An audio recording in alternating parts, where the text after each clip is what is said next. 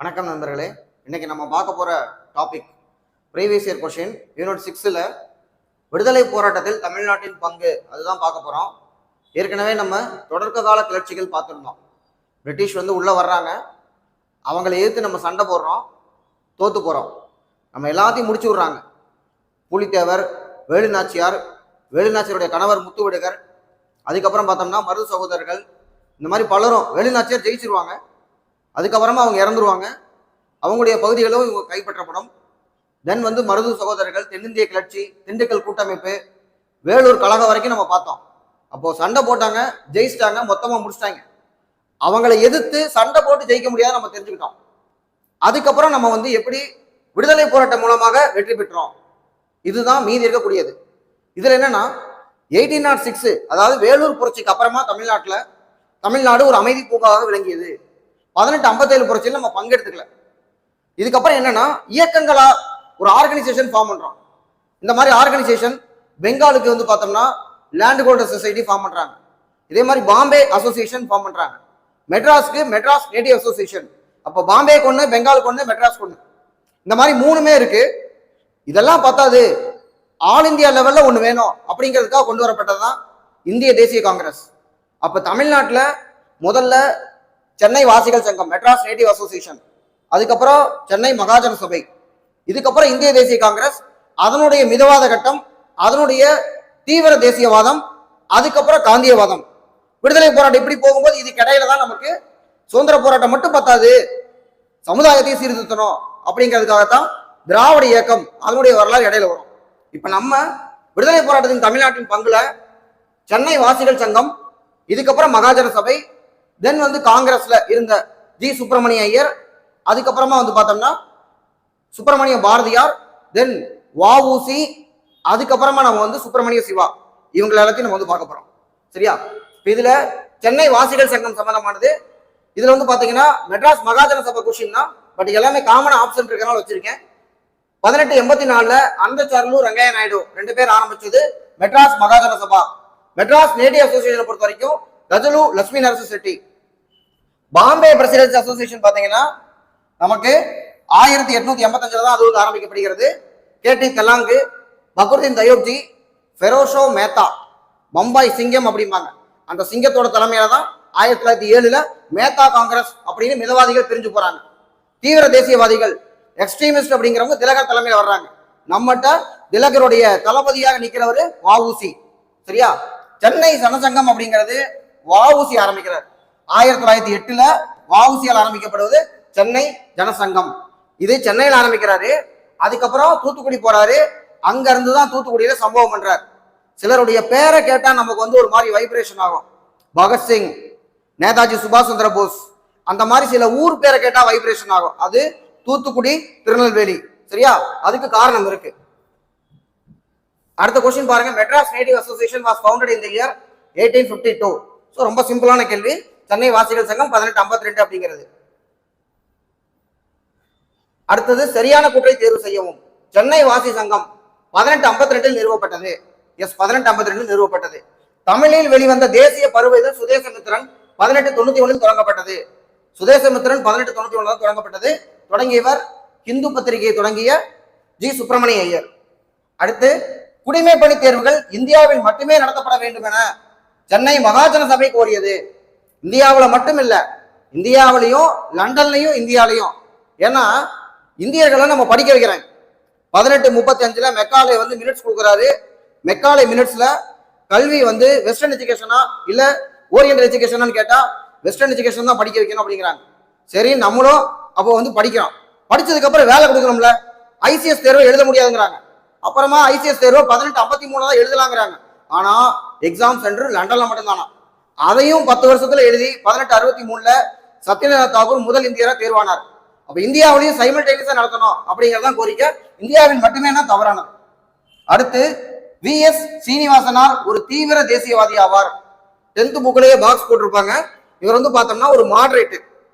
இதுல வெங்கடேசன் சார் புக்ல ஒருபடி மேல போய் மிதவாதிகளுக்கெல்லாம் மிதவாதியாக விளங்கியவர். ஏன்னா அங்க திலக்கு எப்படியோ அதே மாதிரிதான் இங்க வஉசி.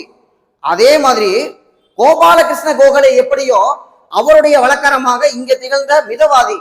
அப்ப தீவிரவாதத்துக்கு தீவிரவாதம் இருக்க மாதிரி மிதவாதத்துக்கு மிதவாதம் இருக்கும்ல, அதுலதான் வி.எஸ். ஸ்ரீனிவாசனார் வர்றாரு. அப்ப இது வந்து தவறான ஒண்ணு. எது வி.எஸ். ஸ்ரீனிவாசனார் எக்ஸ்ட்ரீமிஸ்ட் சொன்னா அவர் வந்து ஒரு மாடரேட்டர். இந்தியாவில் மட்டுமே சொன்னா இது தவறான ஒண்ணு. முதல் ரெண்டும் கரெக்ட். அடுத்த கொஸ்டின் போலாம்.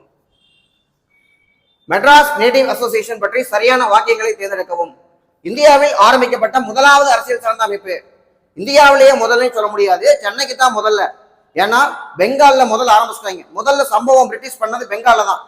அதனால பெங்கால்ல தான் என்னன்னா அந்த லேண்ட் ஹோல்டர்ஸ் ஜமீன்தார்கள் இயக்கமா ஆரம்பிக்கப்படுகிறது. இப்ப பிரிட்டிஷ் வந்து நம்மள்ட்ட லேண்டை கேப்சர் பண்ணிட்டு முதல்ல ஒரு வணிக குழுவா இருக்கிறவன் அலகாபாத் உடன்படிக்கை மூலமாக 1765 பெங்கால், பீகார், ஒரிசா 3 பகுதியினுடைய திவானி உரிமை அந்த ஊருக்கு அவன் ராஜாவாகிறான், லோக்கல் ராஜா. அங்க அவங்க கொண்டு வந்தது ஜமீன்தாரி திட்டம். அதாவது ஜமீன்தார்கள் கிட்ட நிலத்தை கொடுத்து மொத்தமா வசூல் பண்ணிக்கிறது. நம்மள்ட்ட வந்து பார்த்தோம்னா ஜமீன்தார்கள் கிளாஸ்ல யாருமே இல்லை, எல்லாத்தையும் முடிச்சு விட்டாங்க. அதனால நம்மள்ட்ட சென்னையில் என்ன பண்ணாங்கன்னா ரயத்துவாரி. அப்ப இங்க விவசாயிகள், அங்க ஜமீன்தார்கள். அப்ப ஜமீன்தார்கள் தான் முதல்ல ஆரம்பிக்கிறாங்க 1838 லேண்ட் ஹோல்டர் சொசைட்டி. இங்க என்னன்னா தாமஸ் மன்றோ தான் ரயத்துவாரி முறை கொண்டு வர்றார். ரயத்துவாரினா விவசாயிகள். ஒரு ஜமீன்தார் வரி கட்டலைன்னா ஜமீன்தாரோட நிலத்தை வாங்கி இன்னொரு ஜமீன்தாருக்கு ஏலம் விட்டுருவாங்க. ஒரு விவசாயி கட்டலைன்னா டார்ச்சர் பண்ணலாம் அப்படிங்கிறாங்க. டார்ச்சர் ஆக்டே சட்டம் வச்சிருக்காங்க. அதை எதிர்த்து போராடினதான் நம்முடைய 1852 சென்னை வாசிகள் சங்கம், Madras native association. Madras native association நிறுவனர் ஜி. லட்சுமி நரசி செட்டி. அடுத்து மெட்ராஸ் நேட்டிவ் அசோசியேஷன் பொறுத்த வரைக்கும் அனந்தசார்ல இருந்து வரமாட்டாரு. இவர் சென்னை மகாஜன சபைக்கு வருவார். அனந்தசார்லு வெங்கையா நாயுடு 2 பேருமே சென்னை மகாஜன சபைக்கு வந்து வரக்கூடியவங்க. அடுத்து which of the following was the first political organisation established in Madras. அப்ப ஃபர்ஸ்ட் எது அப்படிங்கிறது முன்னாடி என்ன சொல்றாங்க, மெட்ராஸ்லயும் சொன்னோம்னா மெட்ராஸ் நேட்டிவ் அசோசியேஷன். இந்தியாவுக்கேன்னு கேட்டா லேண்ட் ஹோல்டர் சொசைட்டி பெங்கால். அப்போ நமக்கு மெட்ராஸ்னு கேட்கும் போது மெட்ராஸ் நேட்டிவ் அசோசியேஷன் எந்த வருஷம் 1852. இதுல பாருங்க மெட்ராஸ் மகாஜன சபா இருக்கு 1884. ஹோம் ரூலிங் அப்படிங்கிறது தன்னாட்சி இயக்கம் நமக்கு 1914 வரக்கூடியது. சவுத் இந்தியன் பீப்புள் அசோசியேஷன் அப்படிங்கிறதா நம்மளுடைய நீதி கட்சியாக மாறியது 1916. அரேஞ்ச் த ஃபாலோவிங் இன் குரானாலஜிக்கல் ஆர்டர்னு கேட்கறாங்க. மெட்ராஸ் மகாஜன சபா 1884. பூனா சர்வஜனிக் சபா எம்ஜி ராணாடே ஓடுறது. விடோ ரீமேரேஜ் அசோசியேஷன் பூனா சர்வஜனிக் சபா. இதுக்கப்புறம் பார்த்தோம்னா தக்கான கல்வி சங்கம், தக்கான எஜுகேஷன் சொசைட்டி சொல்லுவோம், 1884 வரக்கூடிய. பூனா சர்வஜனிக் சபா 1870. மெட்ராஸ் நேட்டிவ் அசோசியேஷன் அப்படிங்கிறது 1852. பாம்பே பிரசிடென்சி அசோசியேஷன் அப்படிங்கிறது 1885. பாம்பே அசோசியேஷன் சொன்னா 1852. அதே பாம்பேக்கு பக்கத்துல நடுவுல பிரசிடென்சி போட்டு பாம்பே பிரசிடென்சி அசோசியேஷன் போட்டா 1885. இப்படி ஒரு ஆப்ஷன் வந்து கொஸ்டின் இல்ல, அதனால கொஸ்டின் தப்பு. அடுத்தது பாருங்க, ஆங்கிலேயரின் கட்டாய வரி வசூல் முறையை நியாயப்படுத்திய சித்திரவதை சட்டம். ஏன்னா இங்க ரயத்துவாரி முறை, நேரடியா விவசாயிகள்கிட்ட வாங்கலாம், விவசாயிகள் கட்டாட்டி டார்ச்சர் பண்ணலாம் அப்படிங்கிறாங்க. இதை எதிர்த்து போராடியதுதான் சென்னை வாசிகள் சங்கம். அடுத்த கொஸ்டின், பின் வருவனவற்றுள் சரியான கூற்றை தேர்ந்தெடுக்கவும். மெட்ராஸ் பூர்வீக சங்கம் தென்னிந்தியாவில் நிறுவப்பட்ட ஆரம்பகால சங்கமாகும். எஸ், தென்னிந்தியாவில் மெட்ராஸ்ல நிறுவப்பட்டது ஆரம்ப காலத்துல. தி. முத்துசாமி முதல் இந்திய நீதிபதியாக சென்னை உயர்நீதிமன்றத்தில் தேர்ந்தெடுக்கப்பட்டார். 10th புக்ல கொடுத்திருப்பாங்க. 1877 டி. முத்துசாமி அவரை வந்து சென்னை உயர்நீதிமன்றத்தில் நீதிபதியா நியமிக்கிறாங்க. ஒரு இந்தியரை எப்படி நீதிபதியா போடலாம் அப்படின்னு பிரிட்டிஷ் பத்திரிகைகள்லாம் நம்மளை வந்து எதிர்த்து எழுதுறாங்க. இதை பார்க்கும்போதுதான் ஜி. சுப்பிரமணியருக்கு தெரியுது நம்மளை பத்தி எழுதுறதுக்கு நமக்காக பேப்பரே இல்லை.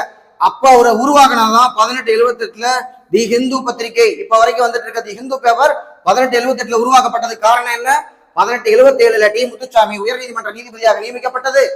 அதை எதிர்த்து ஆங்கில நீதிபதிகள் பத்திரிகைகள் கண்டனம் தெரிவித்தது. அதுதான் காரணம். வி.எஸ். ஸ்ரீனிவாசனார் ஒரு தீவிரவாதி, ஏற்கனவே கேட்டது ரிப்பீட் ஆகுது. வி.எஸ். ஸ்ரீனிவாசனார் மிதவாதிகளுக்கெல்லாம் மிதவாதி, அப்ப இது தவறான ஒண்ணு. பிபின் சந்திரபால் ஒரு மிதவாதி, ஏத்துக்க முடியுமா? பிபின் சந்திரபால் அவர் வந்து ஒரு எக்ஸ்ட்ரீமிஸ்ட். அவரை வந்து பார்த்தோம்னா கைது செய்கிறார்கள், விடுதலை செய்கிறார்கள். 1907 பிபின் சந்திரபாலை கூட்டிட்டு வந்து சென்னையில பேச வைக்கிறார் சுப்பிரமணிய பாரதியார், மகாகவி பாரதியார். மக்களுக்கு அப்படியே கரண்ட் ஷாக் அடிச்ச மாதிரி இருந்திருக்கு அவர் பேசுறதை கேட்கும் பொழுது. அதுக்கப்புறம் பிபின் சந்திரபால் வந்து பார்த்தோம்னா அரெஸ்ட் பண்றாங்க. எதுல, நமக்கு அலிப்பூர் பாம் கேஸ்ல ஒரு கேஸ் இருக்கு. இந்த அலிப்பூர் பாம் கேஸ்ல அழகா வந்து அரவிந்த கோஷ் வந்து அரெஸ்ட் பண்றாங்க. அரவிந்த கோஷுக்கு எதிராக சாட்சி சொல்ல பிபின் சந்திரபாலை கூப்பிடுறாங்க. முடியாதுன்னு சொல்றதுனால இவரே அரெஸ்ட் பண்றாங்க. அப்புறம் இவரை ரிலீஸ் பண்றாங்க. இவரை ரிலீஸ் பண்ற டேட்டு 1908 மார்ச் மாசம் 9ஆம் தேதி. அப்ப இந்த மார்ச் 9ஆம் தேதிய சுயராஜ்ய தினமா, ஸ்வராஜ் டே அப்படின்னு ஒரு தினமாகவே வந்து கொண்டாடுறாங்க. வஉசியும் சுப்பிரமணிய சிவாவும், இதுக்காகவே வஉசி சுப்பிரமணிய சிவாவையும் கைது பண்றாங்க, சிறையில் அடைக்கிறாங்க. அடுத்தடுத்து அப்படியே ஃப்ளோல வருவோம் நம்ம. அடுத்து மெட்ராஸ் மகாஜன சபா. மெட்ராஸ் மகாஜன சபா 1884ஆம் ஆண்டு நிறுவப்பட்ட மெட்ராஸ் மகாஜன சபா கீழ்கண்ட எதை கற்பிப்பதற்காக? அரசியல் கல்வி, political education, social education, economic education, cultural education. சொசைட்டினா சமுதாய சீர்திருத்தம், எக்கனாமினா பொருளாதாரத்துக்காக, கல்ச்சுரல்னா கலாச்சாரம் அந்த மாதிரி பாக்குறதுக்காக. பட் இங்க வந்து என்னன்னா பொலிட்டிக்கல் எஜுகேஷன். அடுத்து Rangaiah was the first president of the Madras Mahajana Sabha. Rangaiah அனந்தசாரலூர்ல இங்க வர்றவங்க தான். So Rangaiah correct. அடுத்து வந்து பார்த்தோம்னா இது ஒரு மிக்ஸ்டு கொஸ்டின், ஒரே இடத்துல இருந்து கொஸ்டின் வைக்கல, வேற வேற ஏதாவது மிக்ஸ் பண்ணிருக்காங்க, ஒரு unlikely combination. George Joseph was played a leading role in organizing the home rule league in Madurai. மதுரையில் தன்னாட்சி இயக்கத்தை நடத்தியவர். பாக்ஸ்குள்ளேயே இருக்கு. ரோஜாபுதுரை என்று அழைக்கப்பட்டார் ஜார்ஜ் ஜோசப், முக்கியமான ஒரு. இன்னொன்னு வைக்கம் சத்தியாகிரகத்துல ரொம்ப முக்கியமான பங்களிப்பு இவரோடது. இவருக்கு அப்புறம் தான் பெரியார் போறாரு. பெரியாரை வைக்கம் வீரர் என்று அழைத்தவர் யாருன்னு பார்த்தோம்னா திருவிக்கா. அடுத்து யாகூப் ஹசன், முஸ்லீம் லீக்கினுடைய சென்னை கிளைக்கு வந்து யாரு லீடர் பார்த்தோம்னா யாகூப் ஹசன். அடுத்து ஆன்டி இந்திய அஜிடேஷன் சேலத்தில் நடைபெற்றது, இதுவும் சரியான ஒண்ணு. அப்ப இதுல வந்து எல்லாமே கரெக்டான ஒண்ணு. அடுத்து P Rangaiah was the first president of the Madras Mahajana Sabha, சரியான ஒன்று. தென்னிந்தியாவில் தெளிவான தேசிய நோக்கங்களுடன் தொடங்கப்பட்ட தொடக்க கால அமைப்பு சென்னை மகாஜன சபை. தெளிவான நோக்கங்களுடன் தொடங்கப்பட்டது அப்படின்னா நமக்கு 1884 தொடங்கப்பட்ட மெட்ராஸ் மகாஜன சபா. தொடக்க காலம் முதல்ல வந்ததுன்னு கேட்டா சென்னை வாசிகள் சங்கம், மெட்ராஸ் நேட்டிவ் அசோசியேஷன் 1852. அடுத்து பாரத மாதா சொசைட்டி 1904 புக்ல இருக்கு. ஆக்சுவலா 1910 நிறுவி யாருன்னு பார்த்தோம்னா நீலகண்ட பிரம்மச்சாரி. அடுத்து மெட்ராஸ் மகாஜன சபா 1884. ஹோம் ரூல் லீக் வந்து பாத்தீங்கன்னா 1916. மெட்ராஸ் திராவிடியன் அசோசியேஷன், இது வந்து பார்த்தோம்னா மெட்ராஸ் யுனைடெட் லீக் அப்படின்னு 1912 ஏற்படுத்தப்பட்டது. நடேசனார் ஏற்படுத்துறாரு. அதுக்கப்புறம் நமக்கு 1914 தான் இது வந்து பெயர் மாற்றம் செய்யப்படுகிறது. ஸோ எப்படி பார்த்தாலும் ஆன்சர் வந்து கரெக்டா வரும். 2143 இதுதான் வந்து ஆன்சர். மேட்ச் பண்ணீங்கன்னா கரெக்டா வந்துடும். தென் திரும்பவும் இயர் கேட்டிருக்காங்க. மெட்ராஸ் மகாஜன சபா 1884. சவுத் இந்தியன் பீப்புள் அசோசியேஷன் அப்படிங்கிறது வந்து பார்த்தோம்னா இதான் நீதி கட்சியா மாறினது. 1916 தான். இப்ப தவறான ஒண்ணு. நான் பிராமின் மேனிஃபெஸ்டோ 1916 சரியான ஒண்ணு. மெட்ராஸ் லிட்டரரி சொசைட்டி போன வருஷம் ஹிந்தி பேப்பர்ல வந்திருக்கு. இது வந்து பாத்தீங்கன்னா 1818 ஆரம்பிக்கப்படுது. ஸோ 1830 அப்படின்னா தவறு. அப்பனா 2 இதுல வந்து பார்த்தோம்னா 2, 3 கரெக்ட்னு கொடுத்துருக்காங்க. So south Indian people association வந்து தவறான ஒண்ணு. கரெக்ட் ஆன்சர் பார்த்தோம்னா மெட்ராஸ் மகாஜன சபா 1884 தான் கரெக்டான ஒண்ணு. அதுக்கப்புறம் நான் பிராமின். அப்ப 1ம் 3ம் சரி. இதுல வந்து ஆன்சர் கீ வந்து தப்பா இருக்கு. சரியா? அடுத்து ஒரு மிக்ஸ்டு கொஸ்டின். டி முத்துசாமி சொன்ன 1877 ஜட்ஜாக நியமிக்கப்பட்டாரு. அப்பதான் எதிர்ப்பு வந்துச்சு. ஸோ ஃபர்ஸ்ட் இந்தியன் ஜட்ஜு புக்ல இருக்கக்கூடியதுதான். அடுத்து பெரியார் பாருங்க, ஈவேரா பெரியார் குடியரசு. பெரியாரை பொறுத்த வரைக்கும் காங்கிரஸ்ல இருக்காரு, ஒத்துழையாமை இயக்கத்துல பங்கெடுத்துக்கிறாரு. தன்னுடைய சொந்த தோட்டத்திலேயே தென்னை மரங்களை வெட்டி வீழ்த்தியவர். பெரியார் நினைச்சிருந்தா கல்லுக்கடை மறியலுக்காக தென்னை மரத்துல கல்லுக்கு பானை கட்டியிருக்காங்கன்னா பானையை உடைச்சிருக்கலாம். எதுக்காக மரத்தை வெட்டியிருப்பாரு, அதுவும் சொந்த தோட்டத்துல. பெரியார் மரத்தை வெட்டினாரு தெரிஞ்சதுன்னா மற்றவங்க எல்லாரும் பானையை உடைச்சிருவாங்க. நம்மளா உடைச்சா பானையோட போயிடும், பெரியார் வந்தாரு மரமே போயிடும் அப்படின்னு சொல்லி மற்றவங்களுக்கு எல்லாம் ஒரு லீடர், ஒரு தலைவர் மற்றவங்களுக்கு வந்து முன்மாதிரியா செயல்படணும். அந்த அளவுக்கு ஒத்துழையாமை இயக்கத்துல பங்கெடுத்து காந்திய கொள்கைகள் ஈடுபாடு பட்ட பெரியார் வகுப்புவாரி பிரதிநிதித்துவத்துக்காக எவ்வளவோ போராடுறாரு. தொடர்ந்து 6 முறை ரிசர்வேஷன் வேணும்னு கேட்கிறாரு, கிடைக்கல. 1925 அவருடைய நண்பரான திருவிக்காவே தலைவராக இருக்காரு. இந்த திருவிக்கா தலைவராக இருக்கக்கூடிய சென்னை மாநாட்டில் கூட அந்த கோரிக்கை நிறைவேற்றப்படவில்லை. அது மட்டும் இல்லாம வாவேசு ஐயர், பெரியார் வந்து பார்த்தோம்னா முதல் நான் பிராமின் லீடர் இன் சென்னை காங்கிரஸ் 1923. அதை எதிர்த்து நம்பிக்கையில்லா தீர்மானம் கொண்டு வர்றவர் வாவேசு. அவருடைய குருகுலம் சேரன்மாதேவியில 1925 அவர் என்ன பாக்குறாருன்னா பிராமணர்களுக்கு தனிப்பந்தி. அப்ப அதனால காங்கிரஸ் விட்டு வெளியில வர்றார். வெளியில வரக்கூடிய பெரியார் வந்து பார்த்தோம்னா சுயமரியாதை இயக்கம் ஆரம்பிக்கிறாரு. 1925 சுயமரியாதை இயக்கத்தினுடைய அபிஷியல் பேப்பராக என்ன இருக்குன்னு பார்த்தோம்னா குடியரசு. அதுக்கப்புறம் 28 ரிவோல்ட், குடியரசு, ரிவோல்ட். அதுக்கப்புறம் பாத்தீங்கன்னா 1933, 34, 35 புரட்சி பகுத்தறிவு விடுதலை, புரட்சி பகுத்தறிவு விடுதலை அப்படின்னு தொடர்ந்து அவரோட பத்திரிகைகள். இது பெரியார் பத்தி பார்த்தோம்னா நிறைய கேள்வி இருக்கு, அதுல வருது. அப்ப குடியரசு பெரியாரோடது அப்படிங்கறதா இங்க கேள்வி. மெட்ராஸ் மகாஜன சபா வீரராகவாச்சாரியார், இவரு ஜி சுப்பிரமணியர் எல்லாம் நண்பர்கள். பாரதியார் புதுச்சேரி 1908 இருந்து 1918 வரைக்கும் தலா ஒரு 10 வருஷம் அங்க இருக்கிறாப்ல. பாரதியார் வந்து அங்க போயிருக்காரு. இதெல்லாம் ஒரு சீக்வன்ஸ். வஉசி, சுப்பிரமணிய சிவா, சுப்பிரமணிய பாரதியார், அதுக்கப்புறம் இதுக்கு ரிவெஞ்ச் எடுக்கிறதுக்காக இவங்களுக்கு அடுத்து தொடர்ச்சியா வரக்கூடிய நீலகண்ட பிரம்மச்சாரி, வாவேசு ஐயர், வாஞ்சி ஐயர், இவங்க எல்லாருமே ஒரு சீக்வன்ஸ்ல இருப்பாங்க. எல்லாத்துக்கும் ஒரே ஸ்டோரி தான் விடுதலை போராட்டத்துல எல்லாரும் என்னென்ன பண்ணாங்க அப்படின்னு. when Madras Mahajana Sabha was started மே 16 1884 புக்ல இருக்கக்கூடியதான். அடுத்து ஜி சுப்பிரமணிய ஐயர். ஜி சுப்பிரமணிய ஐயர் பார்த்தோம்னா நமக்கு 1877 டி முத்துசாமி அவரை பத்தி கேள்வி கேட்டாங்க. ஜட்ஜாக நியமிக்கப்படுறாரு. அப்ப கோவப்பட்டுதான் பத்திரிகை ஆரம்பிக்கிறார், தி ஹிந்து பத்திரிகை. அதுக்கப்புறம் சுதேசமித்திரன் அப்படிங்கறத ஆரம்பிக்கிறாரு 1891. இந்த சுதேசமித்திரன்ல வேலைக்கு சேர்றவர் தான் சுப்பிரமணிய பாரதியார். 1904 1904 பாரதியார் போய் வேலைக்கு சேர்றாரு. அதுக்கப்புறம் எத்தனை பத்திரிகைகள், விஜயா, இந்தியா, இந்த மாதிரி பல பத்திரிகைகள் வருது, சக்கரவர்த்தினி, இந்த மாதிரி இதழ்கள் வருது. தென் புக் எழுதுறாரு, நிறைய புக், உரைநடைகள் எழுதுறாரு, கவிதைகள் எழுதுறாரு, எழுதிக்கிட்டே இருக்காரு பாரதியார்.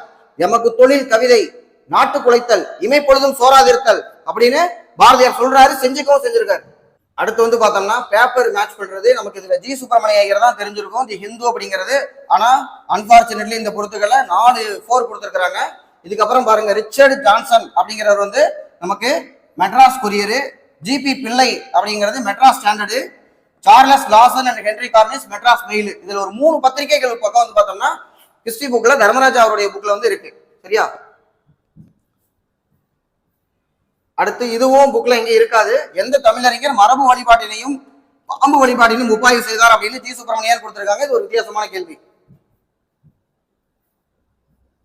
இது வந்து பார்த்தோம்னா ஒரு மிக்ஸ்டு கொஸ்டின். சுதேசமித்திரன் அப்படிங்கிறது ஜி சுப்பிரமணியம் ஏற்கனவே கேட்டதை ரிப்பீட் பண்றாங்க பொறுத்துக்களை. மெட்ராஸ் மகாஜன சபா, மெட்ராஸ் மகாஜன சபா பொறுத்த வரைக்கும் இதுவும் ஏற்கனவே கேட்டது பி ரங்கையா ரிப்பீட் பண்றாங்க. மெட்ராஸ் திராவிடியன் அசோசியேஷன் அப்படிங்கிறது C Natesanar, B D Thyagarayar, அதுக்கப்புறம் டி எம் நாயர். இந்த 3 பேரும் தான் ஸ்டால்வார்ட்ஸ், முதல்ல ஃபவுண்டர்ஸ்ல முக்கியமானவங்களா இருக்கவங்க. இதுல டி எம் நாயரையும் இன்னொருத்தர வந்து இருக்கக்கூடிய பிடிஆரையும் ஒன்னா இணைக்கிறவரு யாரு? தியாகராய் ஒன்னா இணைக்கிறவர் வந்து நடேசனார்.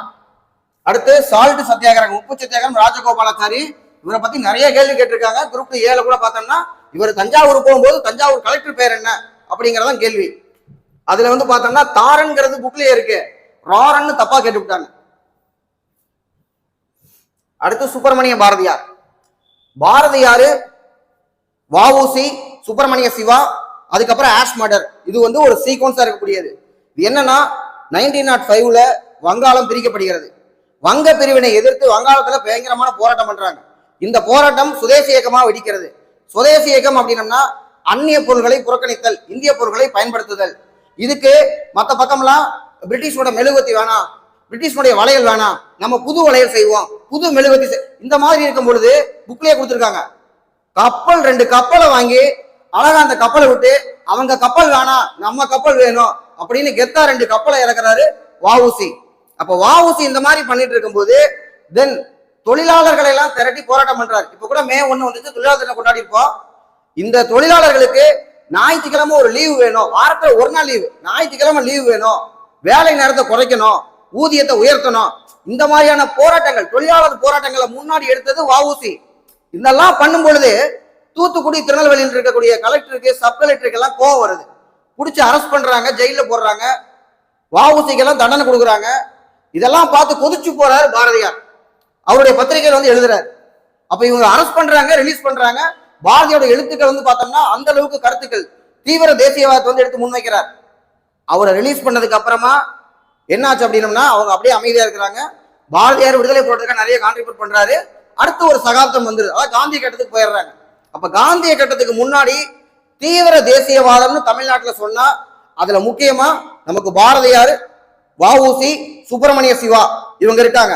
எக்ஸ்ட்ரீமிசம், இவங்களை டார்ச்சர் பண்ணதுனால கோவப்பட்டு கொல்ற அளவுக்கு போறவங்க தான் நம்முடைய வாஞ்சி ஐயர், நீலகண்ட பிரம்மச்சாரி, வாவேசு.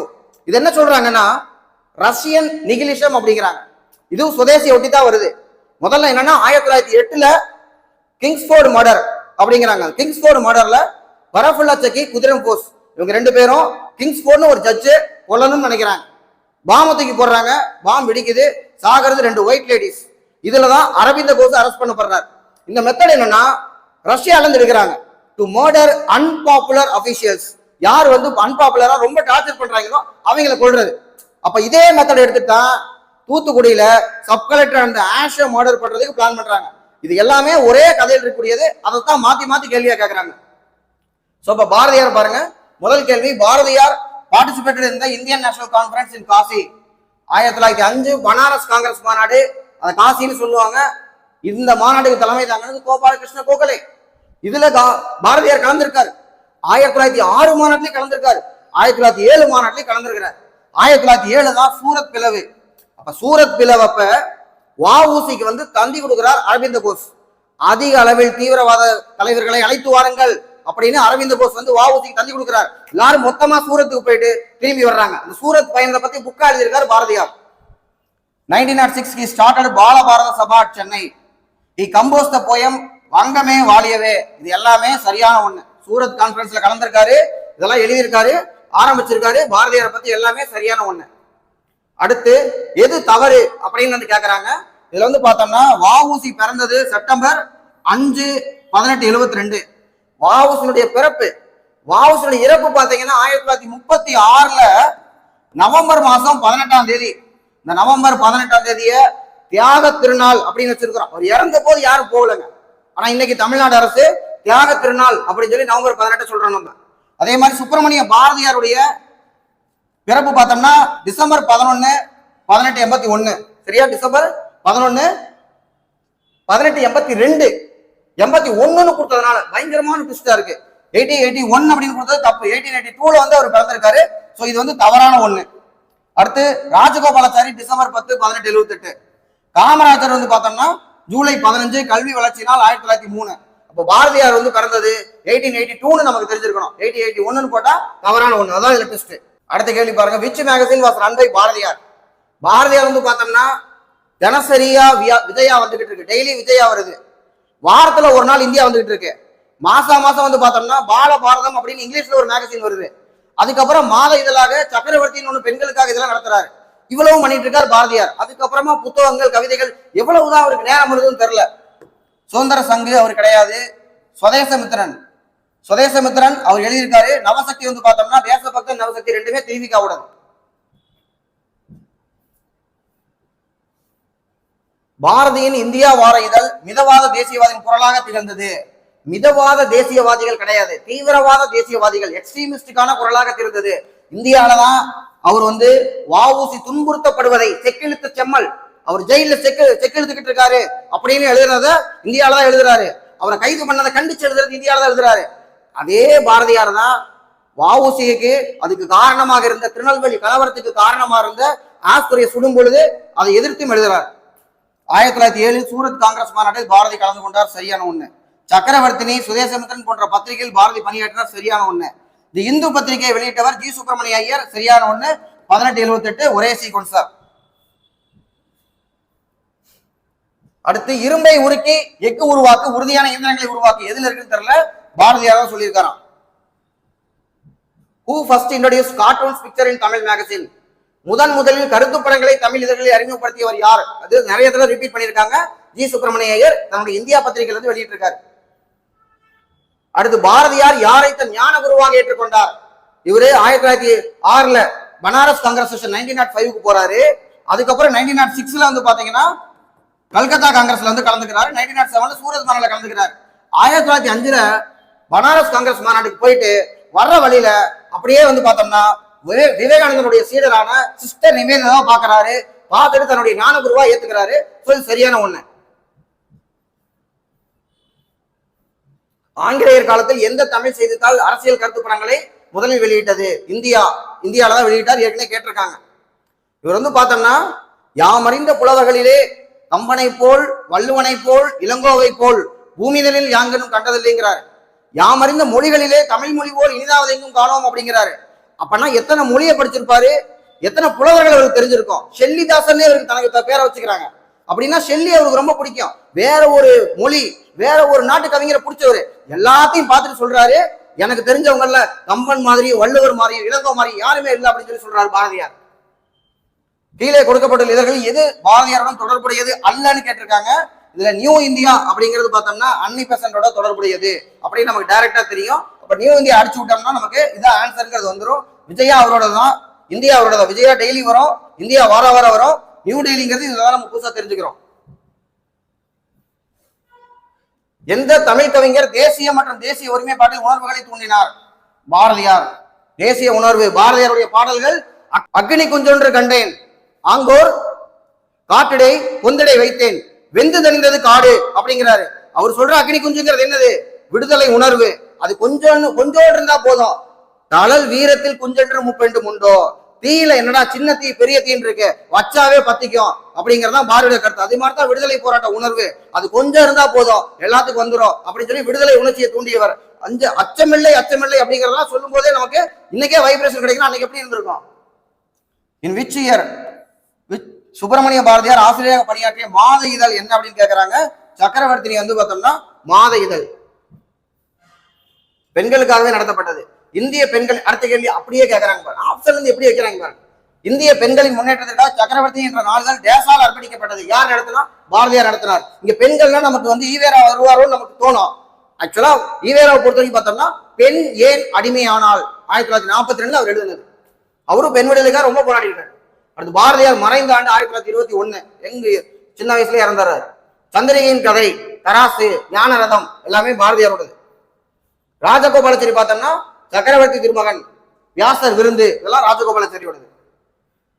அடுத்து பொறுத்துகள் இருக்கு. சுதேசமித்திரன், சுதேசமித்திரன்ல அவர் வந்து பார்த்தோம்னா சப் எடிட்டர், துணை பதிப்பாளர். சுதேசமித்திரன் ஜி சுப்பிரமணிய ஐயரோட, அதுதான் வேலைக்கு செய்யற 1904. கீதைய தமிழ்ல டிரான்ஸ்லேட் பண்ணியிருக்காரு. நானும் வாங்கி வச்சிருக்கேன், இன்னும் படிக்கல. அடுத்து பாலபாரதம் அப்படின்னா இளம் ராடிக்கல், இது இங்கிலீஷ்ல வரக்கூடியது, மந்த்லி இங்கிலீஷ். தென் இந்தியா அப்படிங்கிறது பார்த்தோம்னா டிஃபேக்டோ எடிட்டர், அவர் தான் நடைமுறை படிப்பாளராக இருக்கக்கூடியவர். ஸோ பாரதியாரை பத்தின கொஸ்டின்ஸ் அடுத்த வீடியோல நம்ம வந்து வஉசி பத்தியும் சுப்பிரமணிய சிவாவை பத்தியும் பார்ப்போம். தேங்க்யூ.